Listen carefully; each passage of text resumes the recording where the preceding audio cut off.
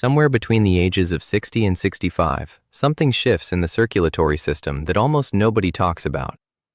Blood that used to flow back from your legs to your heart efficiently starts to pool.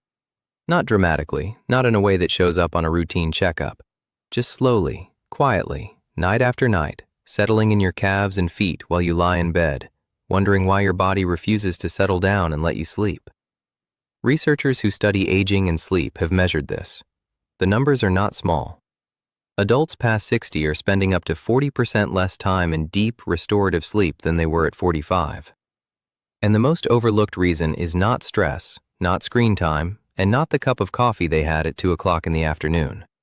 It is a circulation problem that starts in the legs long before the head ever hits the pillow. Now, here is where this gets interesting. There is a position. It takes 3 minutes.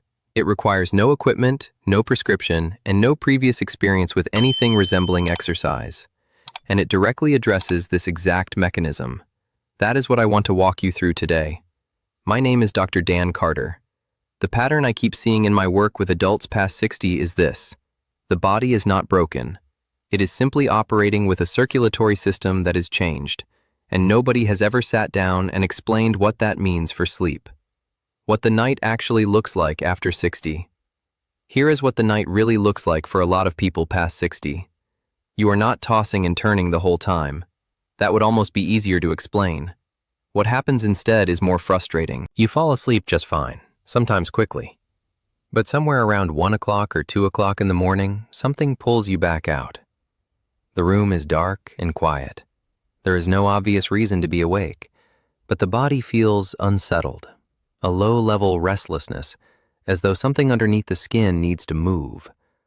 The legs might feel heavy, or they feel oddly alert, as though they never got the message that it was time to rest. Some people describe a kind of pressure in the calves. Others just feel a vague discomfort they cannot quite name.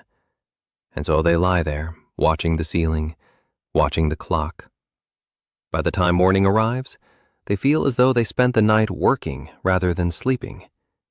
That is not a sleep problem in the way most people use that phrase. That is a circulation problem dressed up in sleep problem clothing. What is actually happening inside your body? Here is the simple version of what is going on. During the day, gravity pulls blood downward into your legs. Your circulatory system, specifically a mechanism involving your calf muscles and a series of valves inside your veins, is supposed to push that blood back upward toward the heart. When you are younger and your vascular system is more elastic, this happens efficiently. After 60, those valves weaken. The vein walls lose some of their tone, and blood tends to pool in the lower legs as the day wears on. By evening, a significant amount of fluid has accumulated down there. When you lie flat in bed, your body starts trying to redistribute that fluid. Your kidneys kick in. Your heart rate shifts slightly. Your nervous system, instead of easing into the slow, steady rhythm it needs for deep sleep, gets activated by this redistribution process. And that is what wakes you up. Not a nightmare, not anxiety. Your own body trying to do its job with a circulation system that is changed. The encouraging news, and I want to be very clear about this, is that this mechanism responds almost immediately when you give it the right input before bed. You do not need to repair your veins. You do not need medication. You simply need to help your body drain the fluid out of your legs before you lie down, so that your heart and nervous system are not doing that work at 1 o'clock in the morning when you are supposed to be in deep sleep. That is exactly what the legs up the wall position does. Gary's story. I want to tell you about someone before I walk you through the technique, because I think it will make this feel more real. Gary Hutchins, 68, a retired electrician from Knoxville, Tennessee. Gary came in complaining about what he called broken sleep, his words. He said he had not slept a full night in 4 years. He had tried melatonin. He had tried changing his mattress. He had tried going to bed earlier and going to bed later. Nothing stuck. When I asked him what his evenings looked like, he described what most men his age describe. Dinner around 6, some television, feet up in the recliner, in bed by 10 o'clock. I asked him whether his ankles ever looked puffy by evening. He looked at me as though that were the strangest question anyone had ever asked him about sleep. He said yes, sometimes. I told Gary I wanted him to try one thing for 2 weeks before we discussed anything else.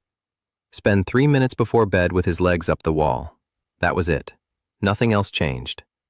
2 weeks later, Gary came back, and the first thing he said, before he even sat down, was, "I don't know what you did, but my wife wants to know if she can do it too." He was sleeping through until 5 or 6 in the morning. The restless, heavy feeling in his legs at night had almost completely disappeared.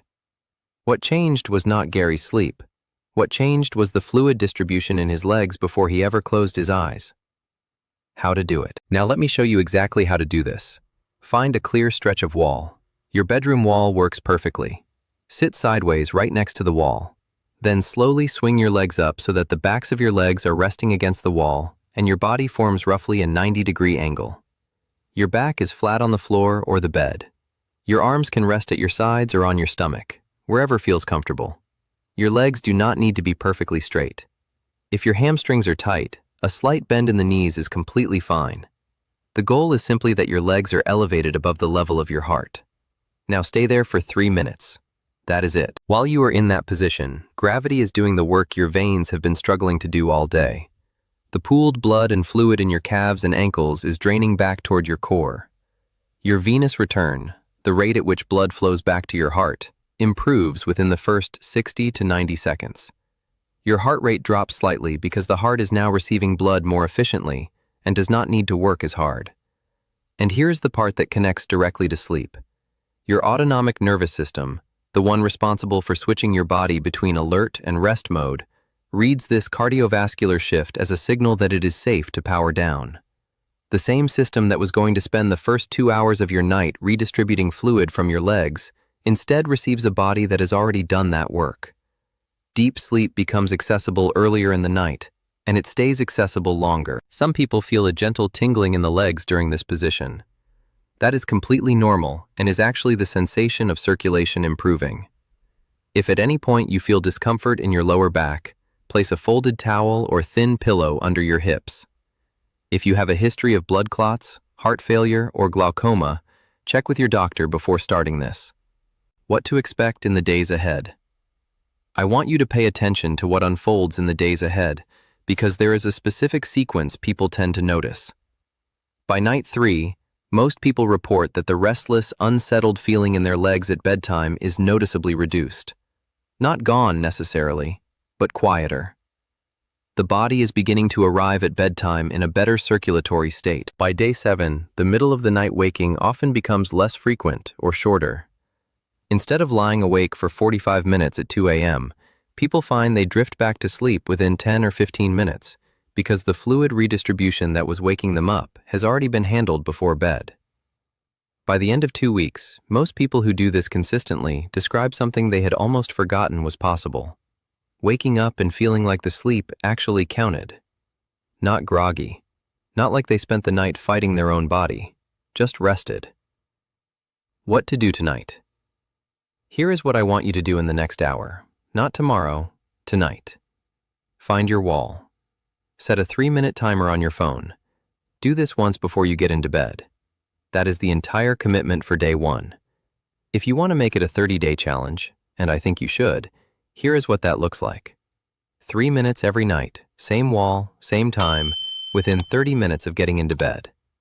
Do that for 30 days. By the end of those 30 days, if your circulation is responding the way I have seen it respond in people just like you will not be doing this because you read about it or because a doctor told you to.